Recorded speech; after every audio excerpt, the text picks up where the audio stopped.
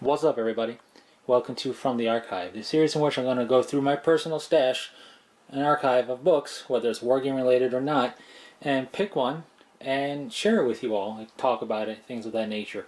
Over the years of being, a nerd and into this hobby and whatnot, I've amassed a collection of books, and for one reason or another, I tend to keep them, and whether or not I even really enjoy them, I just tend to keep them because I like physical, tangible books on stuff.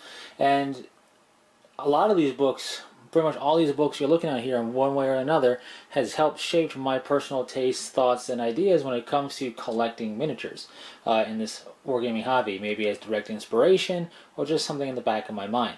So I thought it would be cool as I unpack these things to share them with you. So what I'm going to do in each ramble, I'm going to pick one book kind of haphazardly, and I'm gonna go sit down at the table with you, and we're gonna look through it. I'm gonna give a basic thought synopsis on it, share my opinions on it, break it down a little bit, maybe look inside of it a little, and just talk about it, whether it's a novel, a codex, or a tabletop RPG book or whatever. So some of these books I have multiples of for some reason, not really sure why. Other books I do not, and it's just going to be some fun.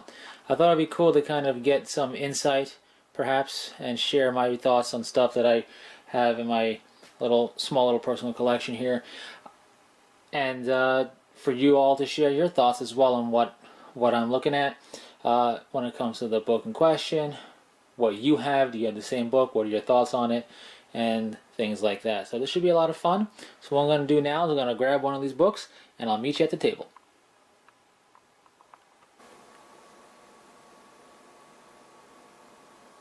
Welcome to the table.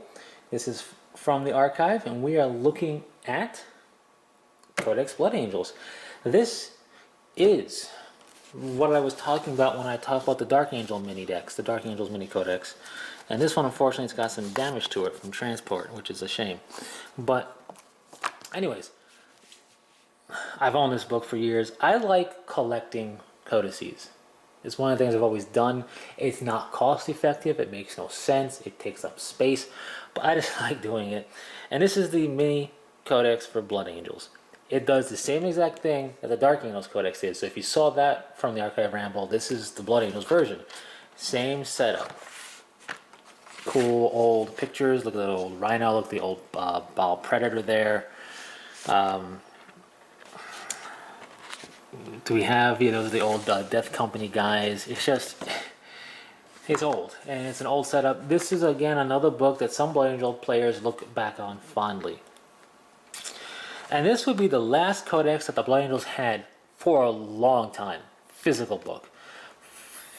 For some reason, GW decided to, when they eventually updated the Blood Angels Codex, to not make it a print version. Instead, it came in, I believe, 2 White Dwarf issues.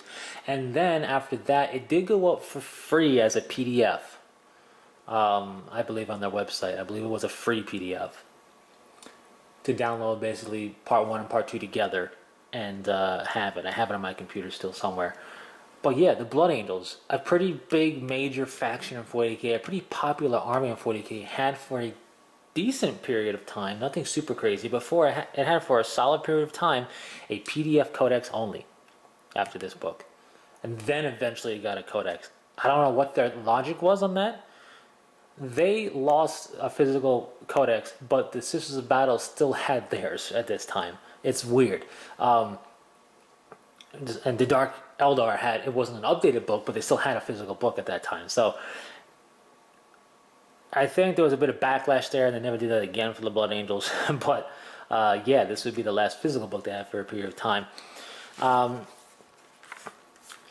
It's a cool book. When I was deciding what force to play, when I decided it was going to be Space Marines and not Tower Necrons, basically, I was deciding which Space Marine force to play, and Blood Angels were on that list of the ones that I was deciding between. And even though I never played them, I still look at them fondly, and I still do enjoy them. But yeah, I'll go into, when we see pictures, I'll go into why, and I didn't ultimately pick them. It's a really dumb reason for some people, really stupid, but hey, we all collect what we like. Anyway, this does the same type of introduction, why collect the Blood Angels Force, what's in this book. It's also laid out not as streamlined as modern codices are. And we also jump right into Blood Angel Special Rules and Armory. And here we have their HQs. We get again the Hero, Leader, Commander, Force Commander being the highest. Blood Angels Chaplains called out specifically. Special Rules Death Company. The Chaplain is always accompanied by D3+3 Death Company in this book. Blood Angels Librarian called out. Psychic Power Quickening was a cool power. Sanguinary High Priest was something unique to them as well. Blood Angels Honor Guard. I really liked their Honor Guard back in the day. They're still cool. I mean, the Sanguinary Guard kind of took over for that, but there was no Sanguinary Guard at the time. Death Company. Death Company is done in a very long, drawn-out way to read. But it says, for each of the squads listed below, you roll a d6 at the start of battle. On a 1, 2, and 3, the squad fights normally. On a 4 or a 5, one model from that squad becomes Death Company. Becomes a Death Company Space Marine, your choice. On a 6, one of the models in the unit joins Death Company and you must roll again. So it was a very weird setup that could lead you to have a huge Death Company and a small amount of normal. It was, and as for squads listed, Honor Guard, Terminator, Terminator Assault, Veteran, basically almost everything. And if it joins Death Company, its equipment is replaced by Death Company Army List entry. So if a Terminator joins, it's not a Terminator, it just becomes Death Company. So it was a very weird setup. That's why it says points cost free. So that was probably something that took a lot of getting used to for this book for some people when they first got into it. But Blood Angels Veteran Assault Squad, Furioso Dreadnoughts for everything back then as well, and then you can see Terminators and everything, C Codex Space Marines. Troops, Blood Angel Scout Squad was called out special, and then C Codex Space Marines, and C Codex Space Marines. So, again, outside of the Ball Class Predator, a lot of stuff is C Codex Space Marines. So again, as I said, a lot of just showcasing what is unique to Blood Angels, everything else being in the Space Marine Codex that you have to buy in order to play a full Blood Angels force as well. So we see some of the old art. That's Commander Dante and the old Honor Guard kind of set up. They had their own kit, the Honor Guard, I believe, as well, eventually. I don't remember if it was at this time or was after this book, but I think it was at this time. That was an old kit. Blood Angel Death Company, old models. The new ones are way better. There's your old Baal Class Predator with the old Rhino chassis. Some examples of models as well. There's an old Land Raider right there. So again, you get a sense of the age of this book.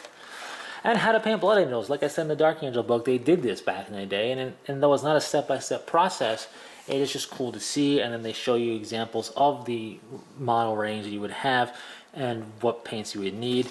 And this right there is why I didn't play Blood Angels. I did not like the blue helmets on Devastated Marines. That totally turns me off from them. It's so silly and petty to some people, but you gotta like what you're collecting. I just hated that because I knew I'd feel the Devastator squad, and I just hated the blue helmet. I wasn't gonna just paint it red because I was gonna stay true to the lore and fluff and everything. I couldn't get past that, as silly as it sounds. And how to paint Blood Angel vehicles. Again, a bit more of a step-by-step process. You might be saying, why is this different from painting a Blood Angel Space Marine? But hey, for whatever reason, they decided to showcase it that way, and it gives you a bit more insight again, so that's pretty cool. Successor chapters, they had 5 back then. Angels Vermilion, Angels Sanguine, Angels in Carmine, Blood Drinkers, Flesh Terrors. Of course, you know the Flesh Terrors, they eventually had a special character. Never existed at this time. And then Heavy Metal Showcase. There's Taicho, the guy who's been dead but never goes away in terms of an entry. Mephiston, his Primaris. This is the old model, and it's been this way until we got his Primaris version. There's Apothecary Corbulo. So yeah, some cool stuff. And then of course it calls out the Blood Angel War Gear, as they do. And here's our special character section. Commander Dante, Lord of the Blood Angels. Brother Corbulo, Bearer of the Red Grail. Chaplain Lamartes, who I'm so glad has the model he has now, because his old model, and I don't think they showcase it, was awful. And Yeah, I don't think they even show it, and they might show it at the end here, but it was bad. Chief Librarian Mephiston, another awesome dude. Brother Captain Taicho, only as leader of Third Company. He did not have a Death Company entry at this time. And then what I really like, and he got replaced by basically a generic Death Company Dreadnought entry, is Moriar the Chosen was a Death Company Dreadnought who I just really liked it. I thought his name was really cool. I just liked this whole electric glare coming out of the Dreadnought sarcophagus. He is a Furioso Dreadnought, and it's just really cool. I don't know how else to describe it. They modified his armor suit so that he could basically drink blood while killing things. So if he squeezed the life out of an enemy, they modified it where they would have channels that basically could direct the blood to his sarcophagus for him to drink it. That's how deep into the Black Rage he was. But he's a Furioso Dreadnought special character. So this was one of two Dreadnought special characters I can recall back in the day that existed. The other one being the one we still have from the Space Wolves. But just really love that name. It was sad to see him go, but it made sense because we just got Death Company Dreadnought as an entry, so it didn't really make too much sense. But it would have been cool to have a super, juiced up version being Moriar the Chosen. Such a just a really cool name. I don't know why, it just is really cool to me. Here's that special mission kind of setup. Frontal Assault, Blood Angels Deployment Zone, Defender Deployment Zone. Again, we get mission objectives and stuff nowadays too in expansion books and like, but it's just cool to have it right there as well. Some more fluff. And the Cult of Sanguinus, again more fluff, and then a nice little picture including a old Thunderhawk and my poor damaged book. I don't know how it got so damaged and sitting in storage, but it did, and that's really sad. Anyways, I know Lamarte's had a model at this time, and they don't show it, and it's probably for good reason that they don't show it. Let's see. It was bad. But anyways, that is the Blood Angels Codex. Very bare bones and basic, like I mentioned before, with the Dark Angels one, excuse me. But still cool. It still gave you the information you needed to understand what you were looking at and everything else. But after this, they had a PDF for a while and eventually got a book. I think the Blood Angels are in a better place with the book and the layout as it is now versus something like this. The biggest issue with this, and I understood what they were going for with the Death Company rules, and some people really liked it. But the biggest issue with it is, the rules were too cumbersome and cluttery, if that makes any sense, and it just became more of an issue than you really needed to worry about. Plus, you did not know exactly how many Death Company models you needed, which is also kind of a nuisance as well. Anyways, with that all said, did you play Blood Angels with this codex back in the day? What are your thoughts? Do you miss the setup for this? Do you not? Are you like me and miss Moriar the Chosen? Just that whole name and title I thought was really cool. The concept of him being a special dreadnought was cool because that doesn't happen much at all. So yeah, share your thoughts on the Blood Angels Codex, this one, in the comment section below. Before this and before the Dark Angels Codex, they were one. There were two armies and one big book called Codex Angels of Death. We'll eventually get there at some point.